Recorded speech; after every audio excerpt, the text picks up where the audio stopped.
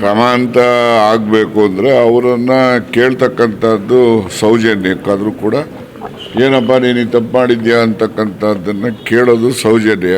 ಕೇಳಬೇಕು ಅಂತ ಅವರು ಹೇಳಿದ್ದಾರೆ, ಅದು ಸಾಮಾಜಿಕವಾಗಿ ಎಲ್ಲರೂ ಒಪ್ಪುವಂಥ ಮಾತು. ನಮ್ಮದು ಬಿಡ್ರಿ, ನನ್ನ ಸುದ್ದಿ ನೋಟಿಸ್ ಕೊಡಬೇಕಾಯ್ತು, ನೋಟಿಸ್ ಕೊಟ್ಟು ವಿವರಣೆ ಕೇಳಿ ಆಮೇಲೆ ಕ್ರಮ ಕೈಗೊಳ್ಳಬಹುದಾಯ್ತು.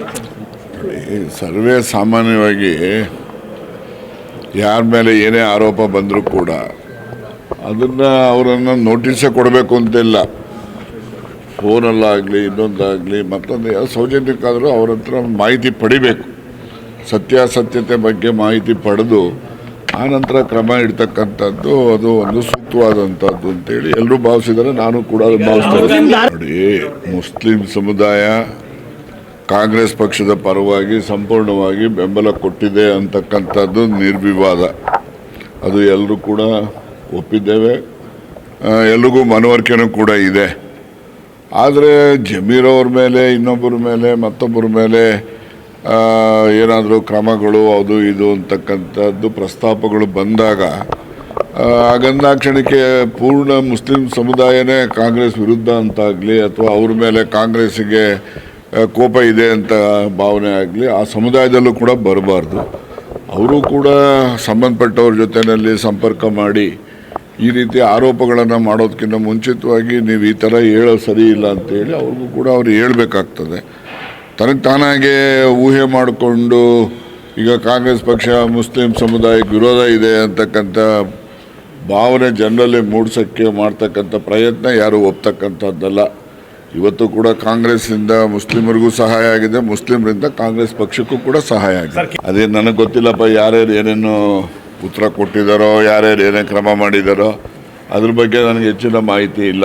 ಸರ್, ಸಿಎಂ ಸೈಲೆಂಟ್ ಆಗಿದ್ದಾರೆ ಅಂತ ಒಂದು ಮಾತು ಹೇಳ್ತಿದ್ರೆ, ಮತ್ತೆ ಜಮೀರ್ ಅಹ್ಮದ್ ಅವರು ಹೇಳ್ತಿದ್ದಾರೆ ಸೈಲೆಂಟ್ ಆಗಿಲ್ಲ, ಅವ್ರು ಮಾತಾಡೋದು ಬೇರೆ ರೀತಿಯದ್ದೇ ಸೌಂಡ್ ಬರುತ್ತೆ ನೋಡಿ ಅಂತ ಹೇಳಿ. ಹೌದು, ಅದು ನೋಡಿ ಅವರ ಅನಿಸಿಕೆ, ಅವರ ಅನುಭವ, ಅದ್ರ ಬಗ್ಗೆ ನಾನು ಹೇಳಕ್ಕೆ ಹೋಗಲ್ಲ. ನನ್ನ ಅನುಭವದಲ್ಲೂ ನಾನು ಮೊನ್ನೆನೇ ಹೇಳಿದ್ದೀನಿ, ಅಸಹಾಯಕರು ಇದ್ದಾರೆ ಅಂತೇಳಿ ಹೇಳಿದ್ದೇನೆ.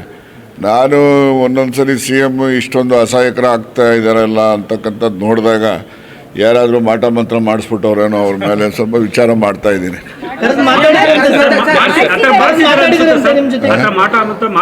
ಅದನ್ನೇ ರೀ ವಿಚಾರ ಮಾಡ್ತಾ ಇದ್ದೀನಿ ಅಂದರೆ ಅದನ್ನ ನಾನು ಇನ್ವೆಸ್ಟಿಗೇಟಿಂಗ್ ಇಟ್ ಅಂತ ಪತ್ತೆ ಮಾಡ್ತಾ ಆಗಿರಬಹುದು ಅಂತ ಹೇಳಿ ಅದನ್ನು ಆಸ್ತಿಕರೋ ನಾಸ್ತಿಕರೋ ನೋಡ್ರಿ, ಆಸ್ತಿ ಯಾವಾಗಲಾದರೂ ಕೂಡ ಮನುಷ್ಯನ ಮೇಲೆ ಏನಾದರೂ ಪರಿಣಾಮ ಆಗಬೇಕು ಅಂದರೆ ಅವ್ರು ಆಸ್ತಿಕರೇ ಆಗಿರಬೇಕು ಅಂತಲ್ಲ, ಅಥವಾ ನಾಸ್ತಿಕರಾಗಿರ್ಬೇಕು ಅಂತನೂ ಅಲ್ಲ. ಬರ್ತಕ್ಕಂಥ ತೊಂದರೆ ಯಾರನ್ನೂ ಬಿಡೋದಿಲ್ಲ. ಆದರೆ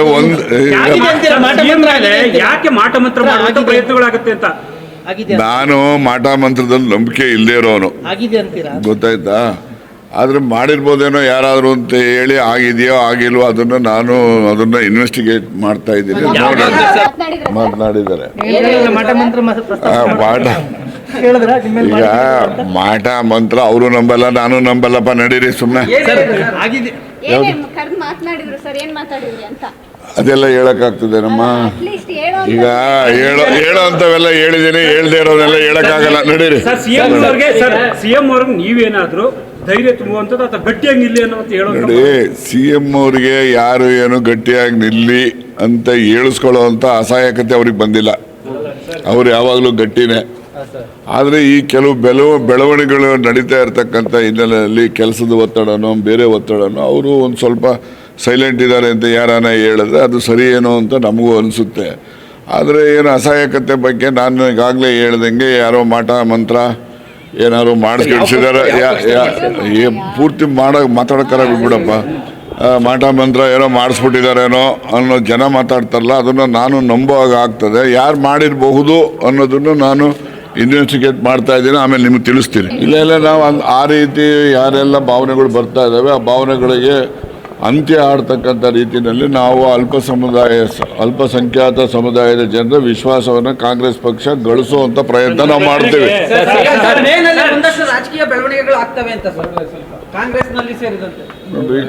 ಯಾವತ್ತೂ ಕೂಡ ರಾಜಕಾರಣ ಅಂತಕ್ಕಂಥದ್ದು ನಿಂತ ನೀರಲ್ಲ, ಅದು ಯಾವಾಗಲೂ ಹರಿತಕ್ಕಂಥ ನೀರು ಹರಿದ್ರೇನೆ ಅದು ಪರಿಶುದ್ಧತೆ ಇರ್ತಕ್ಕಂಥದ್ದು. ನೀವು ಒಂದೇ ಕಡೆ ನೀರು ನಿಂತ್ಬಿಟ್ರೆ ಅದು ಪರಿಶುದ್ಧತೆಯನ್ನು ಕಳ್ಕೊಳ್ತದೆ. ಅದರಿಂದ ರಾಜಕಾರಣನೂ ಹಂಗೇನೆ, ಅದು ಕೂಡ ನಿಂತ ನೀರು ಹೇಗೆ ಹರಿಯುತ್ತೋ, ಹರಿಯೋ ನೀರು ಪರಿಶುದ್ಧತೆ ಇರುತ್ತೋ ಹಾಗೆ ರಾಜಕಾರಣನೂ ಕೂಡ ಪರಿಶುದ್ಧತೆ ಕಾಪಾಡ್ಕೋಬೇಕು ಅಂದರೆ ಬೆಳವಣಿಗೆಗಳು ನಿರಂತರವಾಗಿ ಆಗಬೇಕು. ನೋಡಿ, ಮುಖ್ಯಮಂತ್ರಿಗಳೇ ಅಂತಲ್ಲ, ಪ್ರತಿಯೊಬ್ಬ ಕಾಂಗ್ರೆಸ್ನಲ್ಲಿ ಇರ್ತಕ್ಕಂಥ ಹಿರಿಯ ಕಿರಿಯ ಎಲ್ಲ ಮುಖಂಡರುಗಳು ಕೂಡ ಎಲ್ಲ ಸಮುದಾಯಗಳ ವಿಶ್ವಾಸ ಗಳಿಸಬೇಕು ಅಂತಕ್ಕಂಥ ಪ್ರಯತ್ನ ಮಾಡೇ ಮಾಡ್ತೀವಿ. ಅದರಲ್ಲಿ ಅಲ್ಪಸಂಖ್ಯಾತರು ಕೂಡ ಒಬ್ಬರು. ರಾಜಣ್ಣ ಸರ್, ನಮ್ಮ ಪ್ರಶ್ನೆಗೆ ಉತ್ತರ ಸಿಗ್ಲಿಲ್ಲ.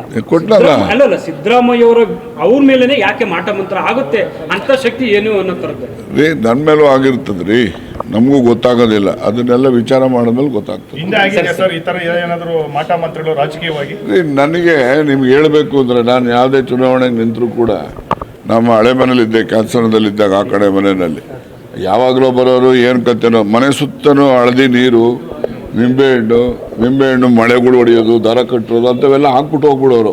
ಬಟ್ ನಾವವರೆಲ್ಲ ಏನು ನಂಬಿಕೆ ಮಾಡ್ತಾ ಇರಲಿಲ್ಲ. ಅವೆಲ್ಲ ಹಾಕಿದ್ರು ಅಂತೇಳಿ ನಾನೇನು ಸೋತೋದ್ನ, ಅದು ನನ್ನ ನಂಬಿಕೆನೂ ಇಲ್ಲ. ಈಗ ನೋಡಿದ್ರೆ ಸ್ವಲ್ಪ ಏನಾದರೂ ಎಲ್ಲ ಈ ಕೇರಳದಲ್ಲಿ ಏನೋ ಮಠ ಮಂತ್ರ ಜಾಸ್ತಿ ಮಾಡ್ತಾರಂತಲ್ಲ, ಸ್ವಲ್ಪ ನೋಡೋಣ, ವಿಚಾರ ಮಾಡ್ಬಿಡ್ತೀನಿ.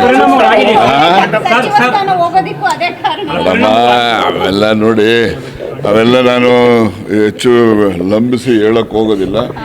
ಈಗ ಏನಿದೆ, ಮೇ ತಿಂಗಳಲ್ಲಿ ರಾಜಕೀಯ ಬೆಳವಣಿಗೆಗಳು ಕೂಡ ಆಗ್ತವೆ. ಮತ್ತು ಸಿದ್ದರಾಮಯ್ಯನವರು ಕೂಡ ಏನು ಅಸಹಾಯಕರು ಅಂತ ಹೇಳ್ತಕ್ಕಂಥದ್ದು ಸರಿಯಾದ್ದೇನಲ್ಲ. ಅವರು ಸಹಾಯಕರನ್ನೇ, ಎಲ್ಲ ಶಕ್ತಿ ಇದೆ ಅವರಿಗೆ. ಮುಂದಿನ ದಿನಗಳಲ್ಲಿ ಎಲ್ಲವೂ ಸರಿ ಹೋಗ್ತದೆ.